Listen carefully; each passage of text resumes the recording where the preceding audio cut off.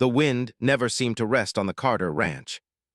It howled across the dry plains like a warning that never quite reached words, bending the tall grass and rattling the loose boards of the farmhouse.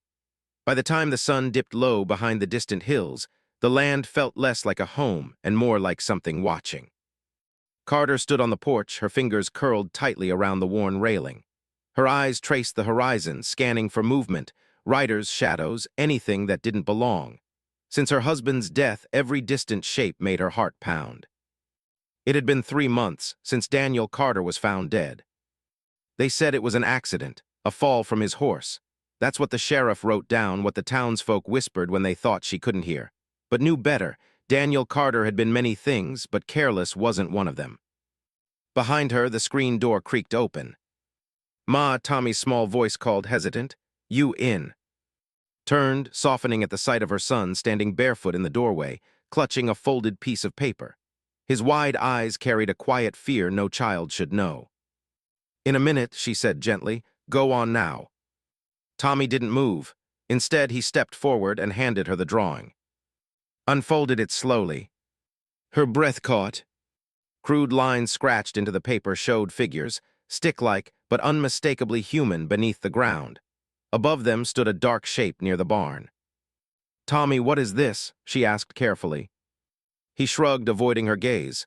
"I seen it," he murmured, "at night by the barn." A chill crept down her spine. Before she could press him further, a sharp crack echoed in the distance, gunfire. His head snapped toward the far fence line. A thin trail of smoke curled upward. "Inside, now," she said firmly, ushering Tommy back into the house. This wasn't the first time. Over the past weeks, the ranch had been changing. Fence posts cut clean through, livestock gone missing, shadows moving where no one should be, and always, just out of reach, men watching. Boone had made his intentions clear. She could still hear his voice from the last time he stood on her land, boots planted like he already owned it. "Sell the ranch, Mrs. Carter," he had said, his smile thin and cold. "You ain't built for this life alone." Had refused. Now he was making sure she regretted it. By morning, the damage was worse than she feared. 3 cattle gone, the fence torn open, boot tracks pressed deep into the dirt like a message left behind. Sheriff Wade arrived just after sunrise, his expression unreadable beneath the brim of his hat. "Looks like rustlers," he said, crouching near the tracks. Crossed her arms. "Rustlers don't fire warning shots in the night." Wade stood, dusting off his hands. "Times are rough, Mrs. Carter. Folks get desperate." "Or bold," she replied sharply. For a moment their eyes met. Something flickered in his, something uneasy, but it vanished just as quickly. "You might consider Mr. Boone's offer," Wade said almost casually. "Could save you trouble." His jaw tightened. "I didn't ask for advice, Sheriff." He tipped his hat slightly. "Just doing my job."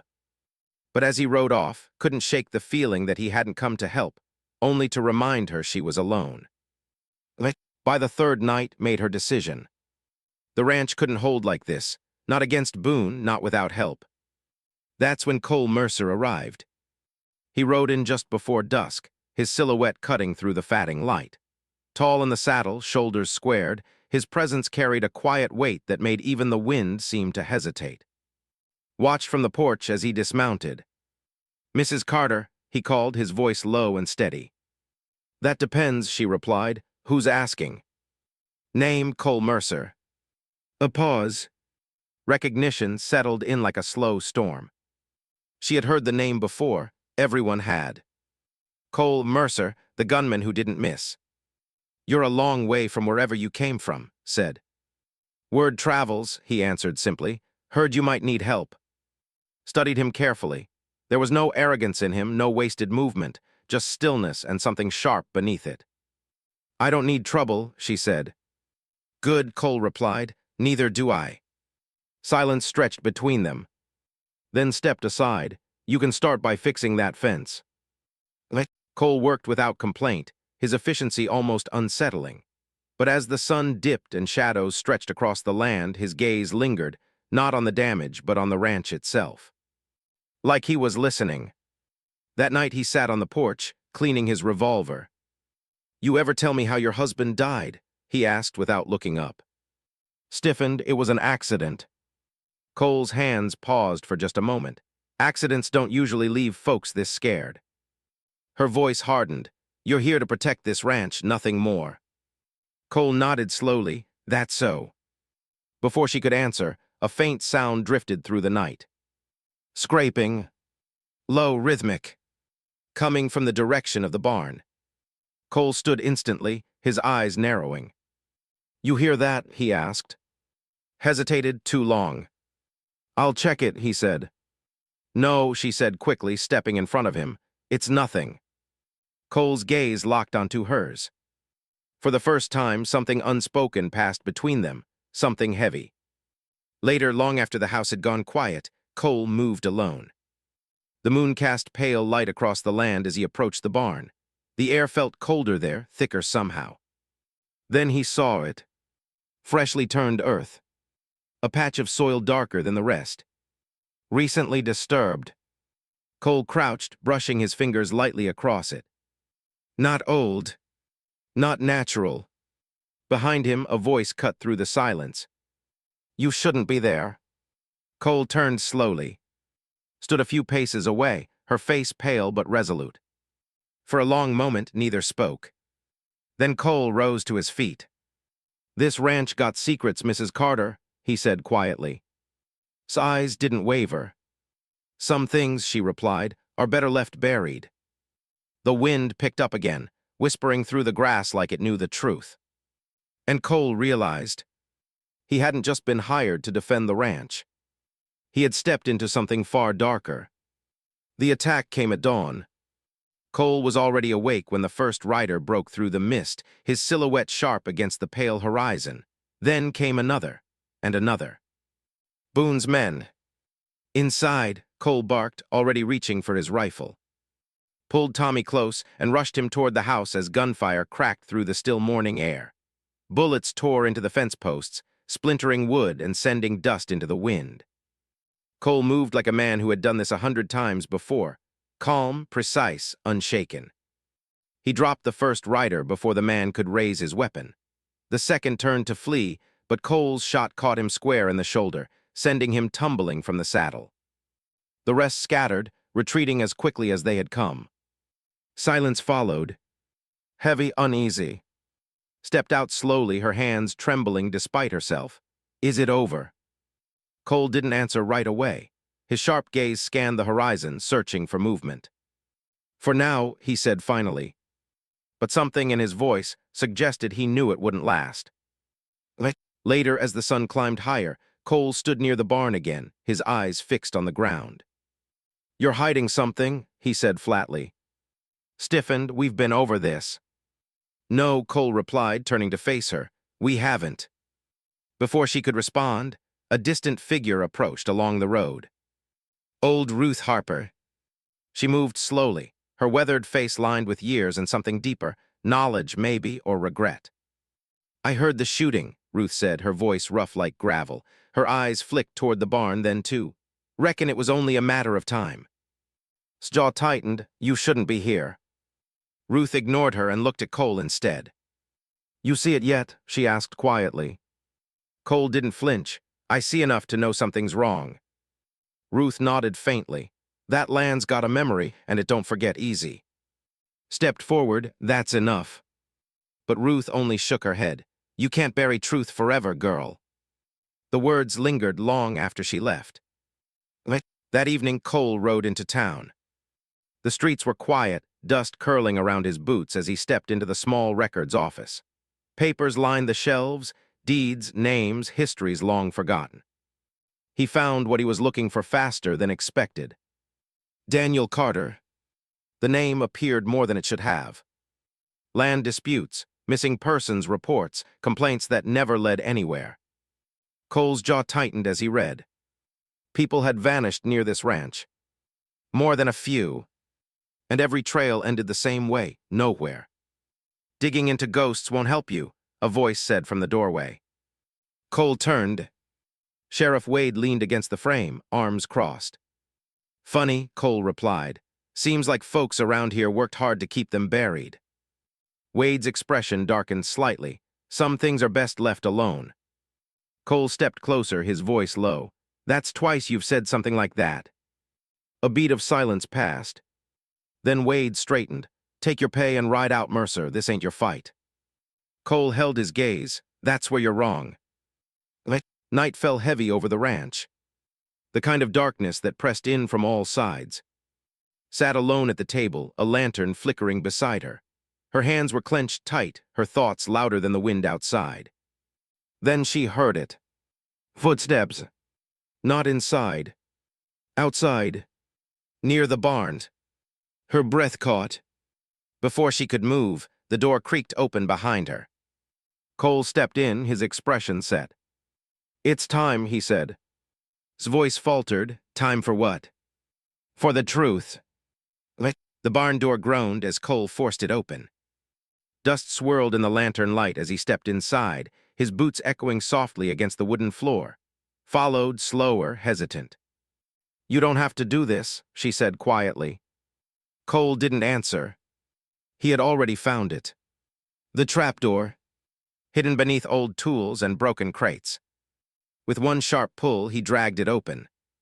The smell hit first. Earth. Rot. Something long buried but never truly gone. Cole lit another lantern and lowered it into the darkness below. Then he climbed down. Stood frozen above, her breath shallow, her hands trembling. Cole, she whispered. No response.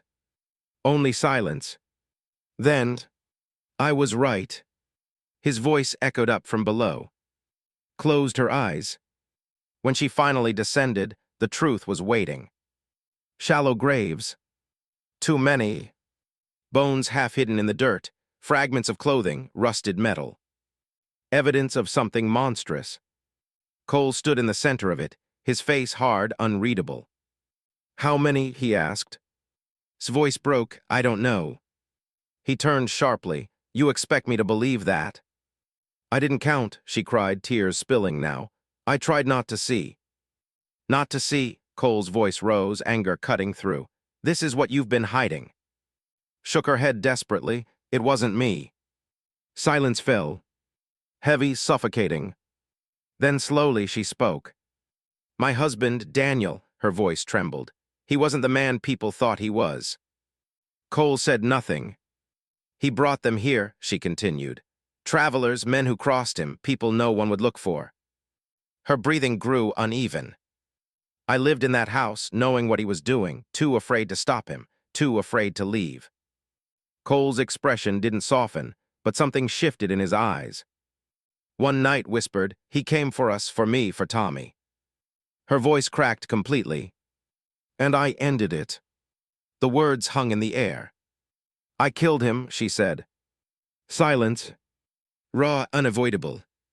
Cole exhaled slowly, running a hand over his face. That explains the graves, he said, but not Boone. His eyes lifted.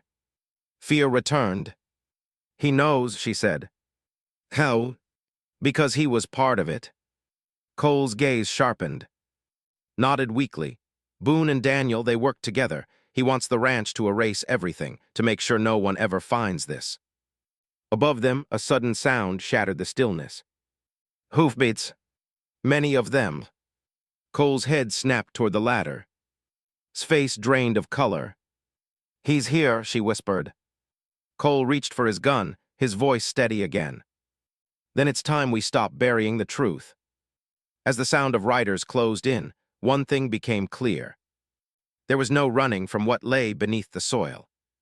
Night swallowed the plains as Boone's riders circled the ranch. Torches flickered in the dark, their light dancing across grim faces and raised rifles. The air felt tight, ready to snap. Cole checked the cylinder of his revolver, his movements steady despite the storm closing in. Beside him loaded a rifle with shaking hands, but her eyes were no longer afraid. Once this starts, Cole said quietly, there's no turning back. Nodded, there never was. A gunshot shattered the silence. Then chaos. Bullets tore through the night, splintering wood and kicking up dirt. Cole moved like a shadow, precise, relentless, dropping men as they advanced. Held her ground on the porch, firing with fierce determination, each shot driven by years of fear finally breaking loose. The ranch roared with violence. And then, silence crunched slowly across the dirt. Boone stepped forward from the smoke, his expression calm, almost amused. Behind him stood Sheriff Wade, gun drawn. "End of the line," Boone said smoothly. Cole shifted, raising his weapon, but Wade aimed straight at him. "Don't," the sheriff warned. Stepped forward, her voice cutting through the tension. "This was always your plan, wasn't it?" Boone smiled faintly. "Your husband was useful, sloppy but useful. You, on the other hand," his eyes darkened. "You became a problem." "You made him into a monster," said, her voice trembling with anger. "No," Boone replied coldly. "I just gave him a reason." The words hit harder than any bullet. Boone lifted his gun toward her. A shot rang out. Cole fired first. The bullet tore into Boone's side, sending him staggering, but not down. Boone turned, fury blazing, and pulled the trigger. Cole jerked as the shot struck him, dropping to one knee. Cole cried. Boone raised his gun again. But this time was faster. Her shot echoed into the night. Boone fell. Still. Gone. For a moment, no one moved. Then Wade turned to run. Cole, bleeding but conscious, forced himself up and leveled his gun. "It's over, Sheriff." Wade froze. For once, there was nowhere left to hide. Days later, the ranch felt different. The graves had been uncovered, the truth finally brought into the light. Stood near the barn, watching as the last of the remains were carried away. No longer secrets, but souls given peace. Behind her, Cole adjusted his coat, readying his horse. "You're leaving," she said softly. He nodded. "Place like this, it deserves a fresh start." Tommy stepped forward. "Will you come back?" Cole looked at him, something rare and human in his eyes. "Maybe," he said. Then he mounted his horse. As he rode off into the horizon, the wind no longer howled. It whispered, and for the first time in a long while, the ranch felt free. Which city are you watching our channel from? Please leave a comment and don't forget to subscribe to our channel.